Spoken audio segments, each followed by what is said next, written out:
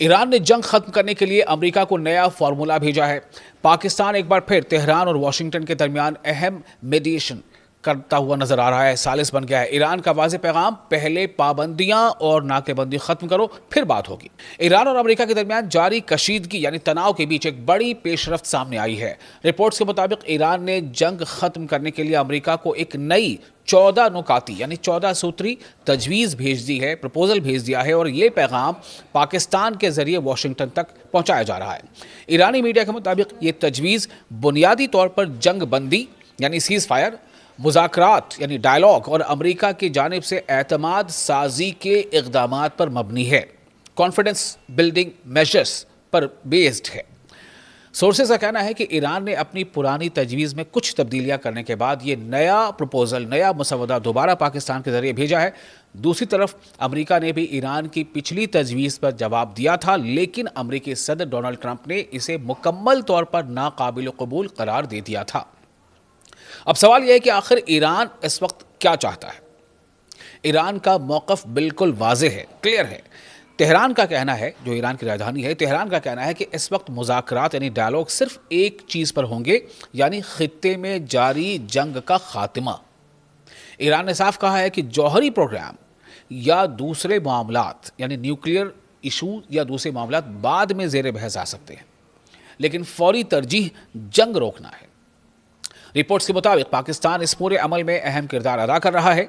एक पाकिस्तानी जरिए ने खबर रसां इदारे को बताया है कि इस्लामाबाद ने ईरान की नई और तरमीम शुदा तजवीज़ अमेरिका तक पहुंचा दी है।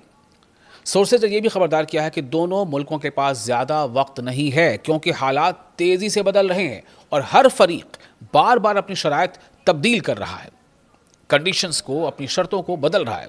उधर ईरानी वजारत खारजा यानी ईरान के मिनिस्ट्री ऑफ एक्सटर्नल अफेयर्स के स्पोक्स पर्सन इस्माइल बकाई ने भी तस्दीक की है, इस बात की पुष्टि की है कि पाकिस्तान के ज़रिए अमेरिका की तरफ से कुछ इस्लाही नुकात ईरान तक पहुँचाए गए थे, जिनका जवाब तेहरान ने दोबारा पाकिस्तान के ज़रिए वॉशिंगटन को दे दिया है।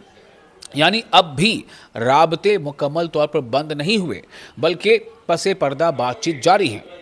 याद रहे कि 8 अप्रैल को तकरीबन 40 दिन जारी रहने वाली ईरान, अमेरिका और इसराइल की कशीदगी के बाद पाकिस्तान के सालिसी में एक आरजी जंग बंदी हुई थी। पाकिस्तान के मीडिएशन में एक आरजी टेम्पररी सीज़ फायर हुआ था।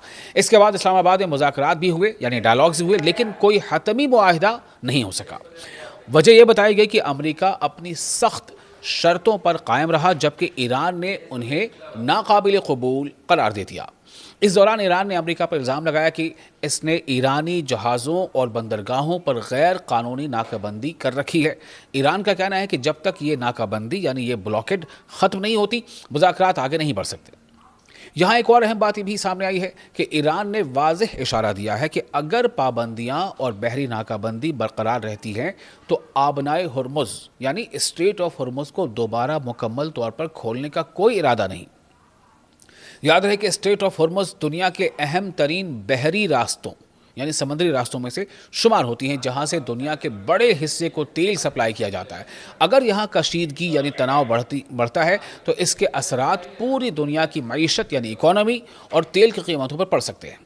अब सबकी नज़रें इस बात पर हैं कि क्या अमेरिका ईरान की नई तजवीज़ पर, नए प्रपोजल पर नरम रवैया अपनाता है या फिर खित्ते में कशीदगी यानी तनाव मज़ीद बढ़ते हैं। सवाल यही है कि क्या पाकिस्तान वाकई इस बहरान को, इस स्टैंड ऑफ को ख़त्म करवा पाएगा या मशरिक़ वस्ता यानी मिडिल ईस्ट एक और बड़े तसादुम की तरफ बढ़ रहा है। आप इस वीडियो के ताल्लुक़ से अपनी राय कमेंट बॉक्स में शेयर कर सकते हैं और अगर आपको वीडियो अच्छा लगा हो तो वीडियो को भी शेयर कर सकते हैं।